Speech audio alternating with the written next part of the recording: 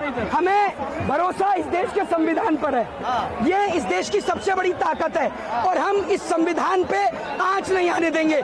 इस संविधान के लिए अपनी गर्दन कटा लेंगे लेकिन आंच नहीं आने देंगे। मैं आपको बता दूं कि यहाँ पर जो कल जो लड़ाई हुई, ठीक है, आपको एक बात बता दूं, ये जो देश के जो तमाम बच्चे हैं सबके लिए आवाज उठाई गई थी। यहाँ पर दिल्ली पुलिस के बच्चे क्या एजुकेशन नहीं लेते?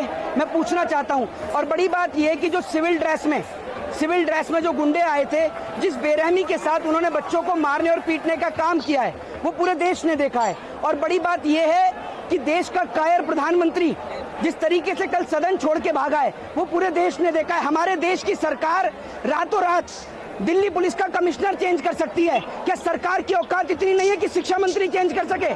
बताइए आप मुझे।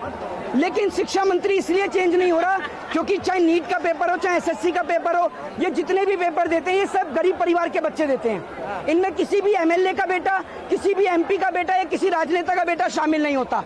और बड़ी बात यह है कि कल जिस तरीके से बच्चों को बेरहमी के साथ मारा है, और सबसे बड़ी बात यह है कि हमारे देश का लॉ ये कहता है कि अगर कोई महिला है तो उसको महिला पुलिसकर्मी डिटेन कर सकती है, महिला पुलिसकर्मी उठा सकती है। लेकिन पुलिस के बड़े बड़े अधिकारियों ने जिस तरीके से महिला पुलिस होने के बावजूद भी जो पुलिस है उसने महिलाओं को मारने का काम किया, उनको पीटने का काम किया, और कितनी बेरहमी के साथ।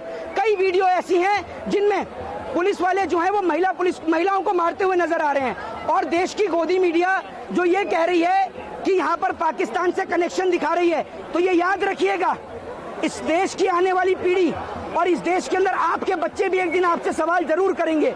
आपके बच्चे आपसे पूछेंगे ये बात कि जब ये देश बर्बाद हो रहा था तो आप क्या कर रहे थे? तब देश की गोदी मीडिया ये कहेगी कि हम सरकार का जूता चाट रहे थे।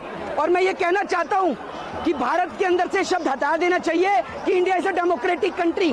भारत कोई लोकतांत्रिक देश नहीं है, यहाँ कोई लोकतंत्र नहीं है। आप मुझे ये बताइए, यहाँ पर प्रोटेस्ट करने के लिए परमिशन चाहिए होती है और यहाँ पर जंतर मंतर की लाइट उड़ा दी।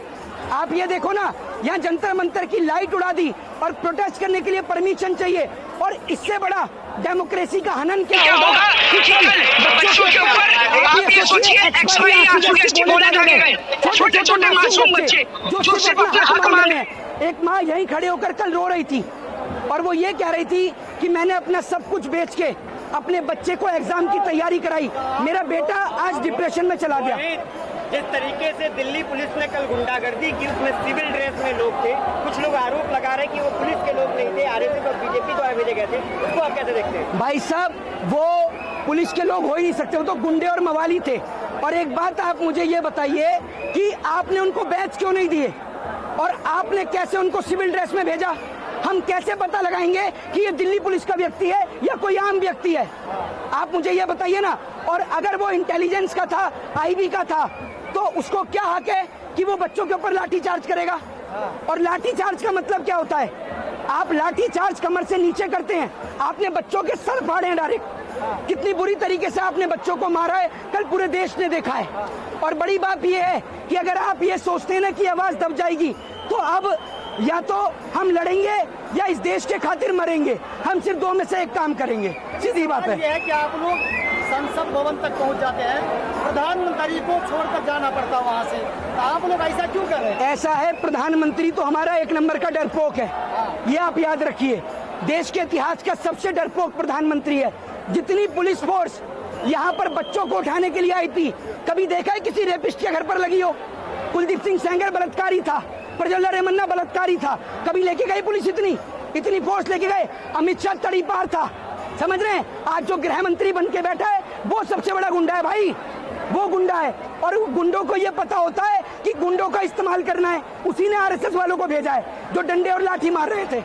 क्या ये दिल्ली पुलिस ने जो हरकत करी उसके पीछे अमित शाह का हाथ है, क्योंकि दिल्ली पुलिस अमित शाह के अंदर में आती है? मैं आपको एक चीज बता दूं, हम लोग बहुत रिस्पेक्ट करते हैं आर्मी की, आर्म फोर्सेस की, सीआईएसएफ की, सीआरपीएफ की और पुलिस की भी हम बहुत रिस्पेक्ट करते थे। लेकिन कल वो सारी रिस्पेक्ट खत्म हो गई। रीजन ये कि ये लड़ाई कुछ बच्चों के लिए नहीं थी, पूरे देश के बच्चों के लिए लड़ाई थी।